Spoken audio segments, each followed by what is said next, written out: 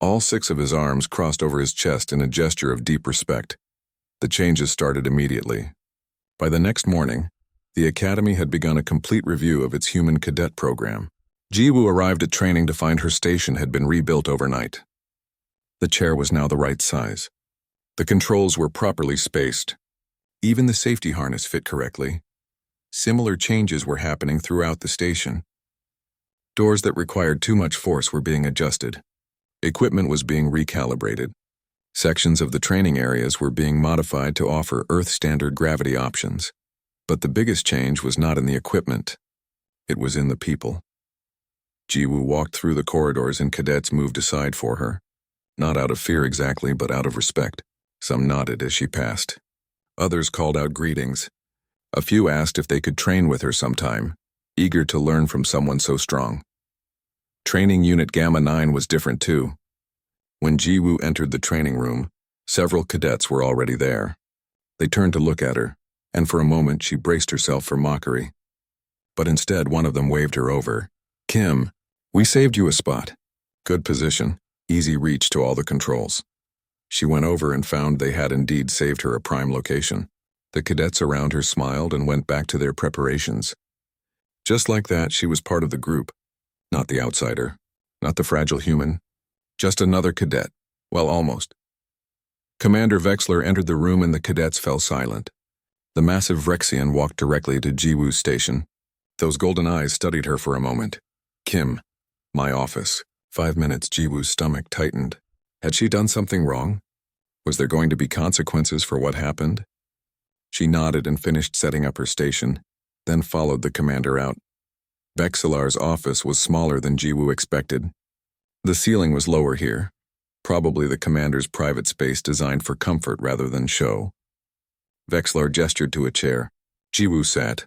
"I owe you an explanation," Vexelar said. "And an apology." Jiwoo blinked. "Sir? When you arrived, I judged you based on appearance. Based on assumptions about your species, I sidelined you. Assigned you to observation. Treated you as less capable than the others." The commander's mandibles clicked in what might have been embarrassment. "This was wrong. You did not know, sir. None of you did. That is not an excuse. A good commander adapts to new information. I failed to seek that information. I assumed instead of learning." Vexelar leaned back. "But I am curious about something. Why did you never correct our assumptions? You must have known you were stronger than we believed." Jiwoo thought about how to answer. "I wanted to prove myself through my skills first, sir. Through my engineering knowledge and tactical thinking. I did not want to be respected just for being strong. I wanted to be respected for being competent." Vexelar's golden eyes seemed to gleam with new understanding. "You wanted to prove your mind before your muscle?" "Yes, sir. That is wisdom. Rare wisdom, especially in one so young." The commander stood up. "From now on, you will participate fully in all training exercises. No more observation duty. I want to see what a human engineer can do when given proper opportunity. And Kim?" "Yes, sir." "Thank you for the lesson. You taught me something important. Never judge a species by their appearance. Judge them by their actions." Jiwoo left the office feeling lighter than she had in weeks. As she walked back to the training room, she passed by a group of Vrexian cadets. They nodded respectfully as she walked by. One of them called out, "Human, is it true your world has predators that can bite through metal?" Jiwoo smiled. "Not quite metal, but they can bite through bone easily enough." The Vrexians looked at each other with wide eyes. One of them shuddered. "Your world sounds terrifying." "You get used to it," Jiwoo replied and continued on her way. The following weeks transformed her experience at the academy. The nickname Porcelain disappeared completely. In its place, her unit started calling her Ironwood, something that looked delicate but was unbreakably strong. Jiwoo liked that much better. Training exercises became more interesting. Now that she could participate fully, Jiwoo's engineering mind found new ways to solve problems. She designed modifications to equipment that made it usable by multiple species. She created training programs that worked for both high-gravity and low-gravity beings. Her tactical suggestions were not only heard but often implemented. Rivketh became an unexpected ally. The Kilari who had mocked her so cruelly now sought her out for advice and training. He was genuinely fascinated by human biomechanics and wanted to understand how they worked. Jiwoo found herself teaching him about muscle density and bone structure and evolutionary adaptation. In return, he taught her about Quillari speed techniques and multi-limb coordination. "I am sorry for how I treated you," Rivketh said one day during a break in training. "I was threatened by what I did not understand." "I know," Jiwoo replied, "but you apologized and changed. That takes courage too." 3 months after the incident with the training pod, Jiwoo received a message to report to the main administrative office. When she arrived, she found Commander Vexlar there, along with Dr. Bo-Ra Choi and several high-ranking officials from different species. "Cadet Kim," one of the officials began. It was a Nethrim, its crystalline body pulsing with formal patterns. "The Galactic Council has been reviewing humanity's status within the United Systems. Your performance here and that of other human cadets has been noted." Jiwoo stood straight, unsure where this was going. "We are expanding humanity's role in the Defense Force. Humans will now be eligible for all combat positions, tactical command roles, and special operations assignments. This is largely due to the demonstration you provided." Jiwoo felt her heart race. "Sir, I just did what any human would do." "Precisely, and that is exactly why the decision was made. If what you did is normal for your species, then humanity has capabilities we desperately need.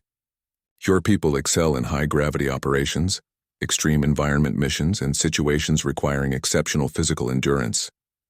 The Nethrim paused.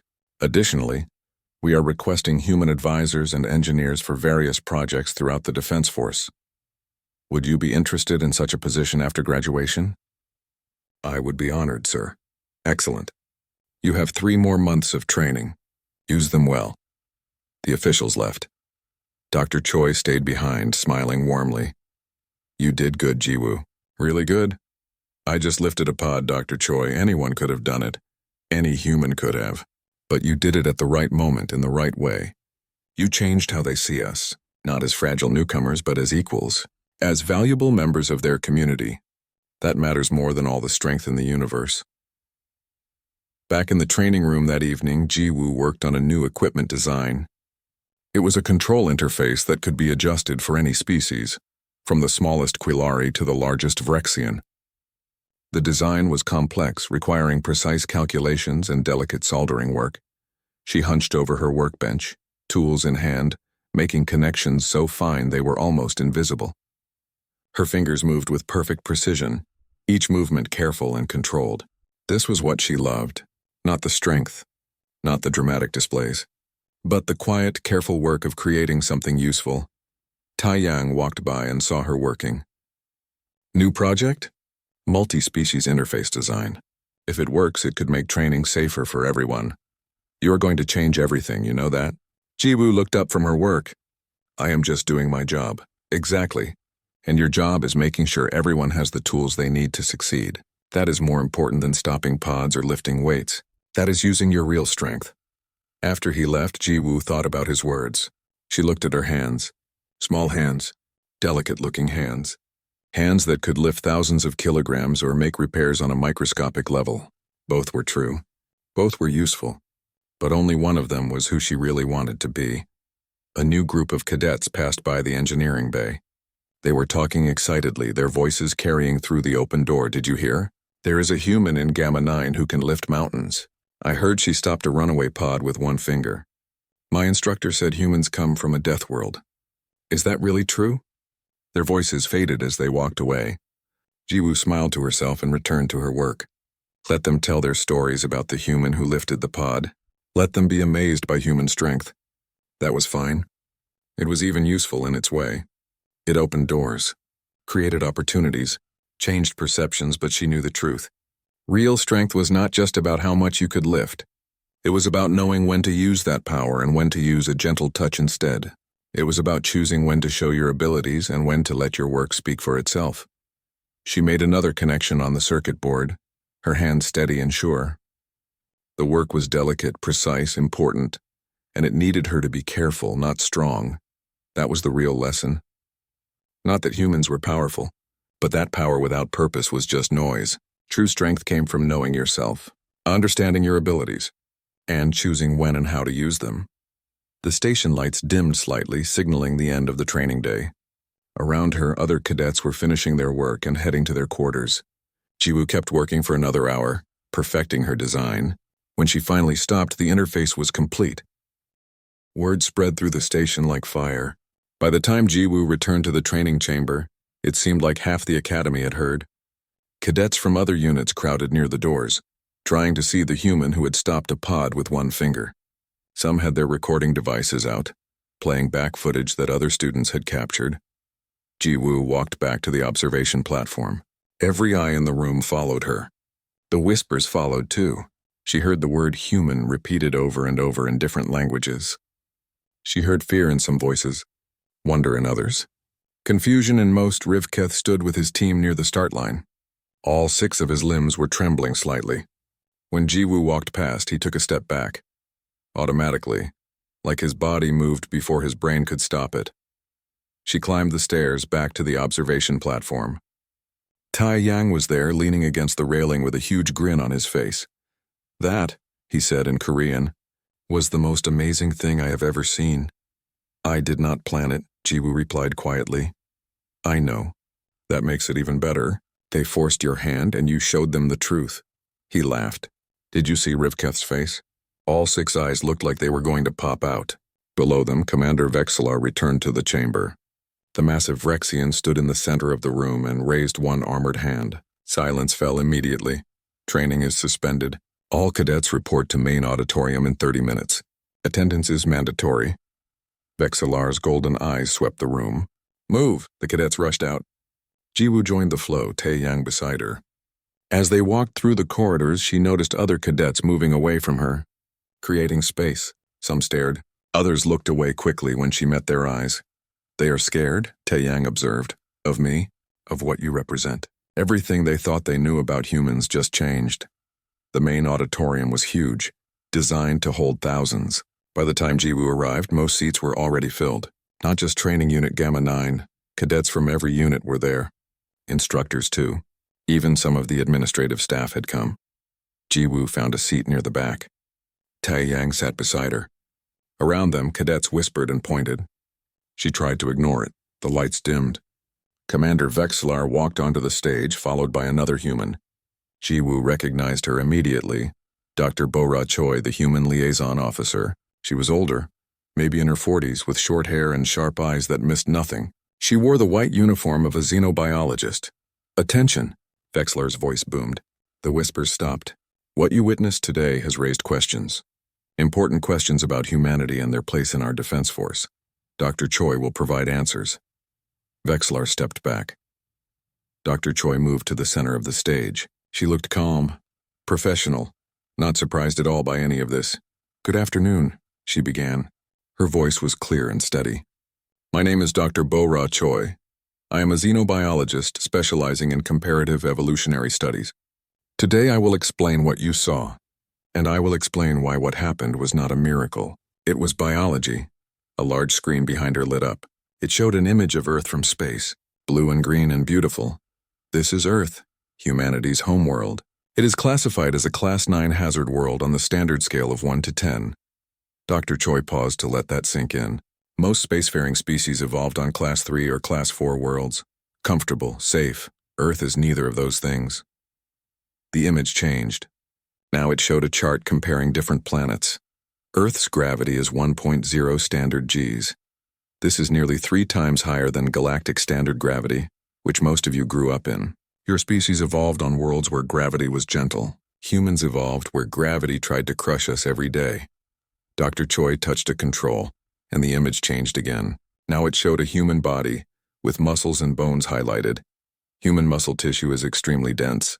We have what is called a myostatin regulation system. Myostatin is a protein that limits muscle growth. Most species have high levels of it, because too much muscle is inefficient in low gravity. Humans have very low levels. Our muscles grow thick and strong because our world demanded it. A Vrexian cadet raised a hand, but she is so small. How can such a small body contain that much strength? Excellent question. Size is not the same as strength. A human female of average size has muscle density approximately 4 times higher than a Vrexian male of similar mass. What looks small to you is actually incredibly compact and efficient. The image changed to show a skeleton. Human bones are reinforced at the molecular level with calcium deposits. This makes them extremely strong but also very heavy. Most spacefaring species evolved away from this type of bone structure millions of years ago. On a low-gravity world, it is unnecessary weight. On Earth, it is survival. Dr. Choi paused and looked out at the audience. Let me be clear. What you saw today was not special. Cadet Kim is not enhanced. She is not augmented. She is not unusual for a human. She is average. Murmurs rippled through the auditorium. Average? That strength was average? In fact, Dr. Choi continued, Cadet Kim was holding back significantly. The human brain has what we call strength limiters. These are neurological safeguards that prevent us from using our full power. This is because our full strength can damage our own bodies, tear our muscles, break our bones. We evolved these limiters to protect ourselves from ourselves. She touched the control again. Video footage appeared. It was from the training chamber, showing Ji-woo stopping the pod with one finger. When Cadet Kim stopped that pod, she was using approximately 5% of her maximum potential. If she had used more, she could have destroyed the pod. If she had removed her limiters completely, well, Dr. Choi smiled slightly. She could have thrown it across the station. The auditorium erupted in noise. Cadets talking, arguing, some shouting questions. Commander Vexler had to call for silence 3 times. Dr. Choi waited patiently. When the room quieted, she continued. Let me demonstrate further. Will 2 more human cadets please come to the stage? Tae-yang stood up immediately. Another human, a young woman named Hyejin Lee, also stood. They made their way to the stage. Dr. Choi gestured to 2 pieces of equipment that had been brought out. They were training weights, the kind used for strength conditioning. Each one was marked as 500 kilograms. These weights are used by Vrexian cadets for advanced strength training. Usually it takes 2 Vrexians working together to lift one. Cadets Park and Lee, if you would. Tae-yang bent down and gripped the weight. He lifted it easily. Over his head. Held it there. He was not even breathing hard. Hyejin did the same with the other weight. She lifted it with one hand, then switched hands to show it was not a trick. The audience was silent. Completely silent. This is normal human strength, Dr. Choi said. In Earth's gravity, these weights would be 3 times heavier. Humans train in those conditions from birth. Here on this station, everything feels light to us. We feel like we are moving in slow motion, like we are made of air. She nodded, and Tae-young and Hyejin set down the weights. They returned to their seats. The auditorium stayed quiet. You called humans fragile, Dr. Choi said softly. You looked at our small frames and light bones and smooth skin and thought we were weak. You were wrong. We are not fragile.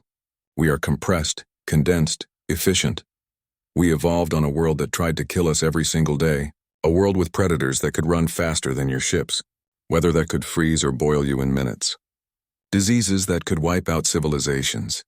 The screen behind her changed to show images of Earth.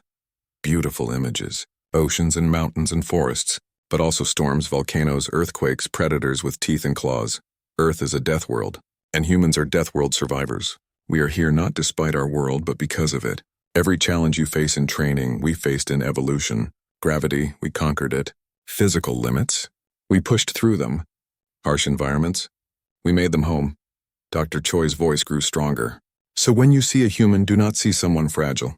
See someone whose ancestors survived impossible odds. See someone who carries the strength of a harsh world in every cell. See someone who on your gentle worlds is holding back enormous power every single moment. She looked directly at the section where Ji-woo sat. Cadet Kim did not show you something special today. She showed you something normal. And that should terrify you, because there are billions of us, billions of humans, all with this same strength. And we are only just beginning to join your galactic community. The auditorium stayed silent for a long moment. Then someone started clapping, a single pair of hands. Ji-woo looked and saw it was a Vrexian instructor. Then another joined, and another. Soon the entire auditorium was filled with the sound of applause. Different species showing appreciation in different ways. Clapping, clicking, humming, pulsing with light. Dr. Choi bowed slightly and left the stage. Commander Vexlar returned to the center. Training resumes tomorrow. Adjusted for human capabilities. Dismissed.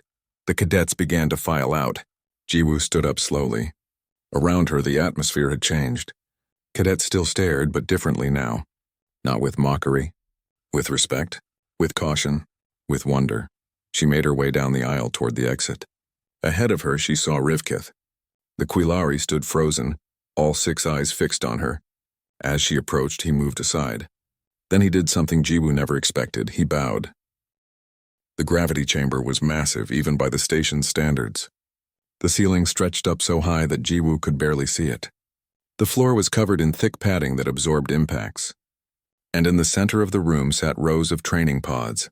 Each pod was huge, about the size of a small car. They were made of dense metal and packed with equipment inside. Commander Vexlar explained that these pods simulated rescue operations.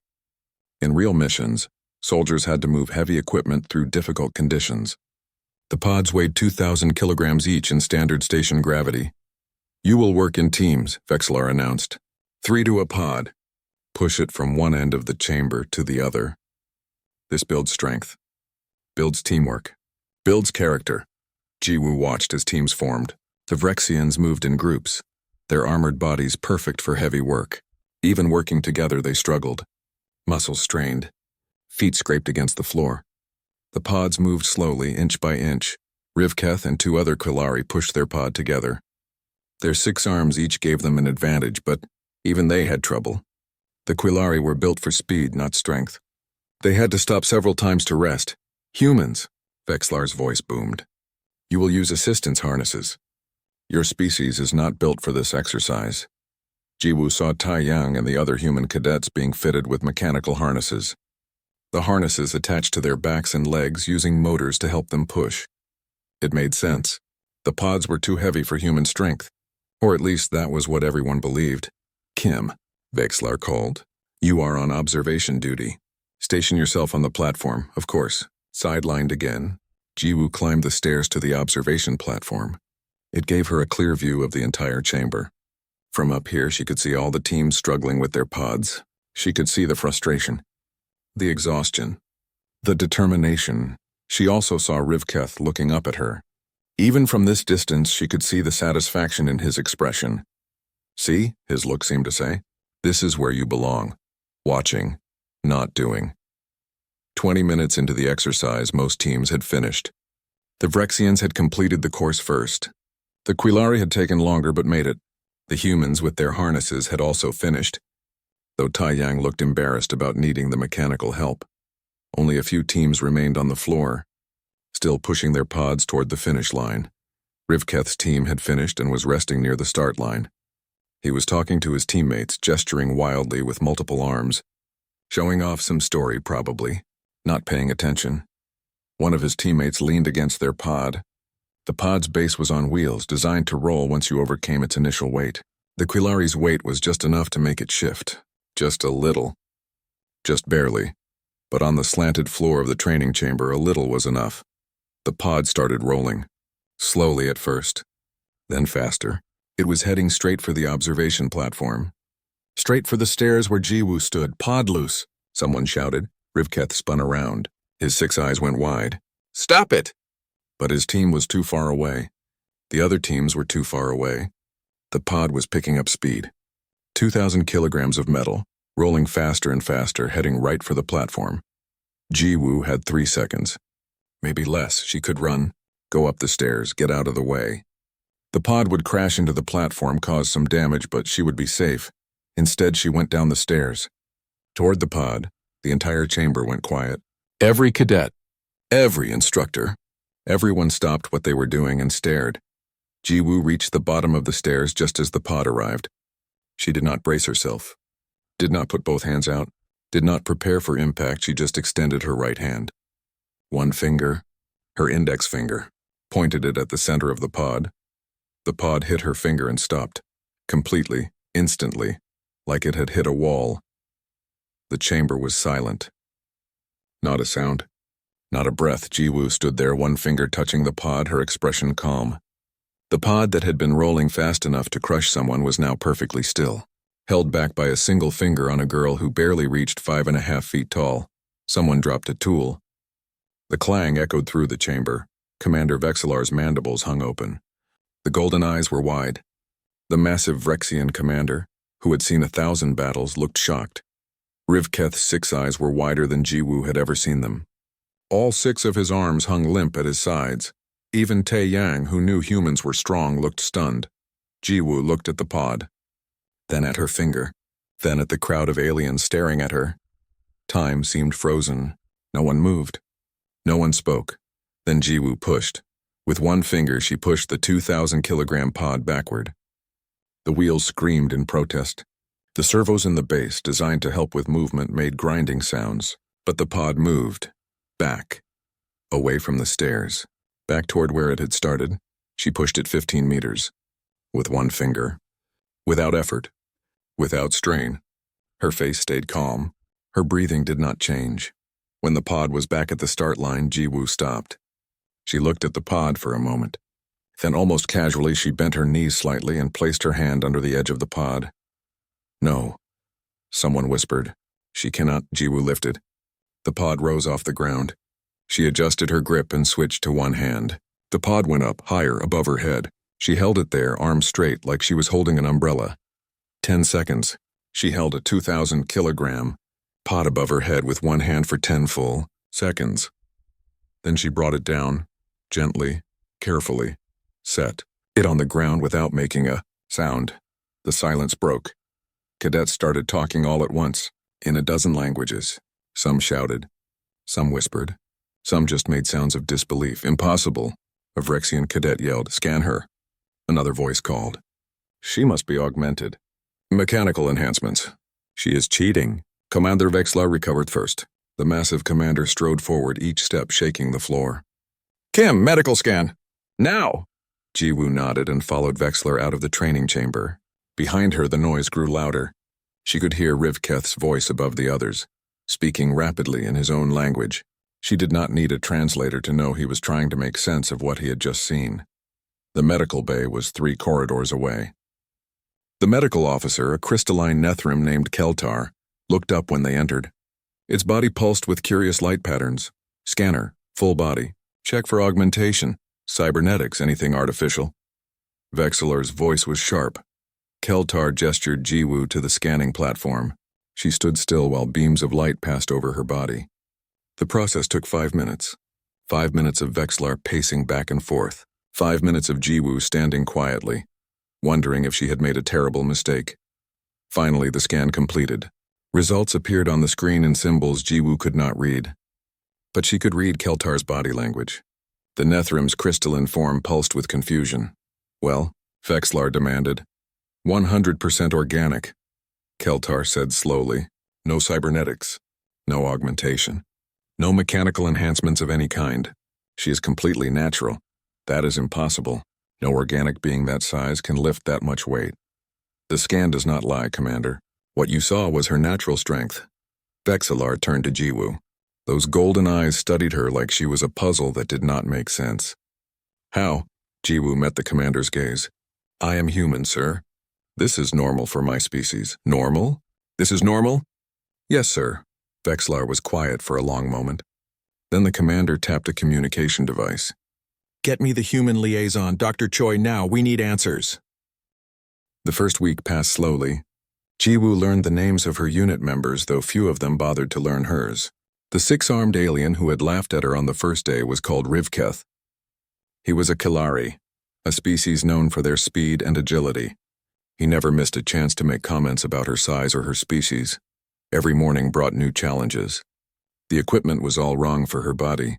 Doors required strength to open that seemed normal for everyone else but made her arms ache.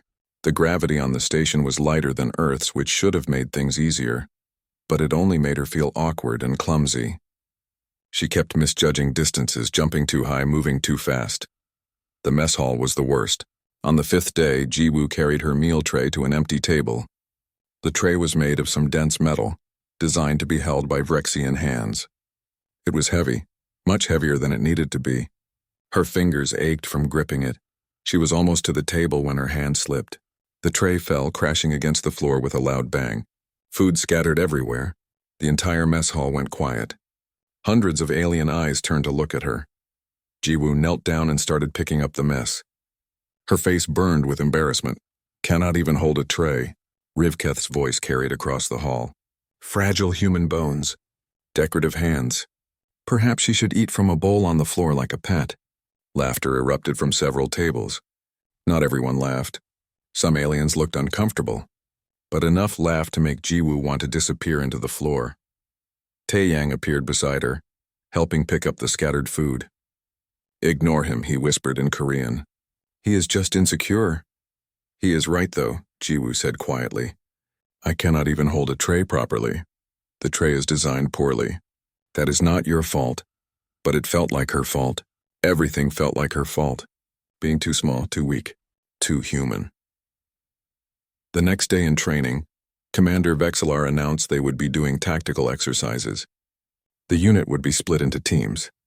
They would navigate a simulation and complete objectives. Jiwoo's team included Rivketh and 2 other aliens she barely knew. The simulation started. It was a rescue mission scenario. Their team needed to reach a crashed ship and extract survivors while avoiding enemy patrols. Jiwoo studied the map and saw a pattern in the enemy movements. There was a window of opportunity, a gap in their patrol route that would let the team move faster. "If we go through Section 7, she said, pointing at her screen, "we can save 4 minutes. Rivketh did not even look at her. "We follow the standard approach. Through Section 4. But the enemies will spot us there. Section 7 is clear for—" "I said we go through Section 4. Rivketh's 6 eyes fixed on her. "Or maybe you should just observe. Humans are better at watching than doing, yes?" The other team members said nothing. They followed Rivketh's plan. 30 seconds into Section 4, enemy drones spotted them. The simulation ended in failure. "Again," Commander Vexelar barked. "And this time use your minds, not just your pride." They ran the simulation 3 more times. Each time Rivketh refused to listen to Jiwoo's suggestions. Each time they failed. By the end, Jiwoo stopped offering ideas. She just watched as her team made the same mistakes over and over. After training, Commander Vexelar called her aside. The massive Rexian looked down at her with those golden, unreadable eyes. "You had good ideas today," Vexelar said. "Thank you, sir. But your team did not listen." "This is a problem." "Yes, sir." Vexelar was quiet for a moment. "Perhaps it would be better if you focus on observation for now. Let the others handle the active missions. You can provide support from the command station." Jiwoo felt something cold settle in her stomach. "Sir, I came here to be a full member of the unit, not to watch from the sidelines. I understand. But your unit needs to function smoothly. Right now, your presence creates conflict." Vexelar's voice was not unkind, but the words still hurt. "This is for the good of the team." "Yes, sir." What else could she say? That evening, Jiwoo sat alone in her small quarters. The room was built for larger aliens, so even here she felt like a child in an adult's world. Her hands looked small against the oversized desk. Fragile, decorative, useless. Her communication device chimed. It was Taeyang. "I heard what happened," his message said. "Want to talk?" "Not really," she typed back. "Too bad. Meeting you at observation deck 7 in 10 minutes. She almost did not go. But sitting alone in her room felt worse than facing her friend. She dragged herself to the observation deck. Taeyang was already there, looking out at the stars through the massive window. He glanced back when she entered. "You look terrible," he said. "Thanks. I mean it. You look like you are giving up." "Maybe I should. Maybe they are right. Maybe humans are not ready for this." Taeyang turned to face her fully. "Do you really believe that?" Jiwoo thought about it, did she? A week ago, she would have said no immediately. But now, after being mocked, ignored, and sidelined, the doubt had crept in. "I do not know what I believe anymore," she admitted. "Let me tell you what I believe," Taeyang said. "I believe Rivketh is scared of you." "Scared? Of me? Have you seen me next to him? I am half his size." "Exactly. You are half his size from a species nobody has heard of, and you are here. You made it through the same selection process he did. You scored high enough to be accepted. That terrifies him. Because if you can do it while being small and fragile, what does that say about him?" Jiwoo had not thought of it that way. "He needs you to fail," Taeyang continued. "Not because you are weak, but because your success would prove that size and strength are not everything. And that would shatter his whole worldview. Even if that is true, it does not change anything. I still cannot reach the controls. Still drop the trays. Still get sidelined in training, so adapt. That is what humans do, right? We adapt. We are not the strongest or the fastest, but we survive. We figure it out." Jiwoo looked out at the stars. Earth was out there somewhere too far away to see. Her home, her family. They believed in her. That was why she was here. I did not come here to prove anything to Rivketh, she said quietly. I came here to prove something to myself. Then do it. Stop letting them define what you are. Show them what a human can really do. Easy to say, harder to do. But Tae Yang was right about one thing. She was human. And humans did not give up. The next morning, Jiwoo walked into training with her head high. Rivketh made another comment about her hands. She did not react. Another cadet whispered something about the fragile one. She ignored it. Commander Vexillar announced the day's training. Physical conditioning. Gravity chamber exercises. Jiwoo smiled to herself. Finally, something interesting. She had no idea how interesting it was about to become. The transport shuttle shook as it docked with Station Chrono 7. Jiwoo Kim pressed her face against the small window and stared at the massive structure floating in space. The station was huge, bigger than anything she had ever seen. Lights blinked across its metal surface like stars. Somewhere inside that giant structure was the Galactic Military Academy, and somehow she was going to train there. She still could not believe it. 3 years ago, humans did not even know aliens existed. Then the ships came. First contact changed everything. Now here she was, one of the first humans ever to attend the academy. Her hands shook a little. She pressed them against her knees to make them stop. The shuttle doors opened with a hiss. Jiwoo grabbed her small bag and followed the other passengers out. The moment she stepped onto the station, she knew she was in a different world. The ceiling stretched high above her, at least 30 feet up. The corridors were wide enough to fit 3 buses side by side. Everything was built for people much bigger than her, and those people were everywhere. A massive creature walked past her, its body covered in thick armor-like plates. It had to be at least 8 feet tall, maybe more. Its footsteps made the floor vibrate. Behind it came a group of smaller aliens with 6 arms each, moving fast and talking in clicking sounds. Another alien floated by, its body made of some kind of glowing crystal that hurt to look at directly. Jiwoo felt very small, very human, very alone. First time seeing them up close, a voice said in Korean. She turned and saw a young man about her age, maybe a bit older. He had an easy smile and carried himself like someone who belonged here. He wore the same gray cadet uniform she had been given. That obvious? Jiwoo asked. You have the look. I had it too 2 weeks ago. He held out his hand. Taeyang Park, pilot trainee. Jiwoo Kim, engineer. She shook his hand, grateful to meet another human. Engineer. Good, we need more of those. Come on, I'll show you where to go. Training Unit Gamma 9, right? How did you know? There are only 12 humans on this whole station. We all know where everyone is assigned. He started walking, and Jiwoo hurried to keep up. Word of advice? Don't take anything personally. Most of these species have been in space for thousands of years. To them, we're the new kids who just learned to walk. They walked through corridor after corridor. Jiwoo saw more aliens than she could count. Some ignored her. Others stared. A few pointed and whispered to their companions. She heard the word human several times in different alien languages. She did not need a translator to know they were talking about her. Finally, they reached a large door marked with symbols she could not read, but her translator device buzzed and displayed Training Unit Gamma 9 in her vision. This is you, Taeyang said. My unit is 2 floors up. You'll do fine. Just remember they're probably as curious about you as you are about them. Jiwoo nodded and stepped through the door. The training room was enormous. Equipment filled the space, most of it strange and unfamiliar. About 20 cadets were already there, and none of them were human. They all turned to look at her when she entered. A massive armored alien approached her. It had to look down to meet her eyes. When it spoke, its voice was deep and rough like grinding stones. The translator in her ear made the words understandable. You are the human? It asked. Yes, sir. Jiwoo Kim reporting for training. The alien looked her up and down. Its eyes were golden and had no pupils. I am Commander Vexillar. I run this unit. It paused. You are very small. Yes, sir. Can you even reach the controls on our equipment? I can adapt, sir. Vexillar made a sound like grinding metal. Was that a sigh? Take Station 12. Try not to break anything. Jiwoo found Station 12 and set down her bag. The chair was huge. When she sat in it, her feet dangled inches off the floor.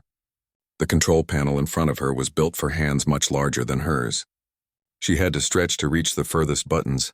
A cadet at the next station laughed. It was one of the 6-armed aliens.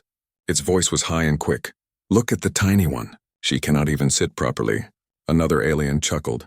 What use is a soldier who cannot reach her own controls? Jiwoo felt her face grow hot, but she said nothing. She pulled her bag closer and started unpacking her tools. She had expected this. Taeyang had warned her. But knowing it would happen and experiencing it were two different things. Attention! Commander Vexillar's voice boomed across the room. All the cadets stood straight. This cycle you will learn advanced equipment operation. You will learn as a unit. You will succeed as a unit, or you will fail as a unit. The commander's golden eyes swept across the room and landed on Jiwoo for a moment. She could not read the expression on that alien face. Training begins now. First exercise, equipment check. Make sure your station is properly calibrated for your species. Jiwoo looked at her station. Nothing was calibrated for humans. The chair was too big. The controls were too far apart. Even the safety harness was built for a body 3 times her size. She would have to manually adjust everything, and that would take time. Time the other cadets would not need.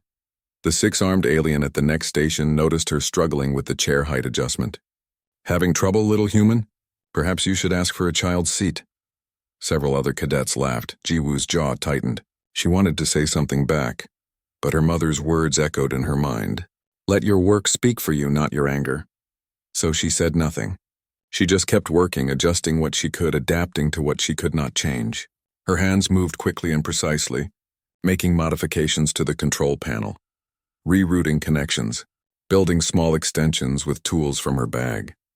By the time she finished, most of the other cadets were already done and waiting. They looked at her with expressions she could not read. Amusement, pity, disappointment? Commander Vexillar walked past her station and paused. It looked at her modifications without comment. Then it moved on. The first day of training had begun, and Jiwoo already knew what everyone thought of her. The fragile human. The small one. The one who needed extra time just to make her equipment work. She took a deep breath and faced forward, her hands resting on the controls she had modified. They might think she was weak. They might think she did not belong here. Let them think what they wanted. She would show them what a human could do.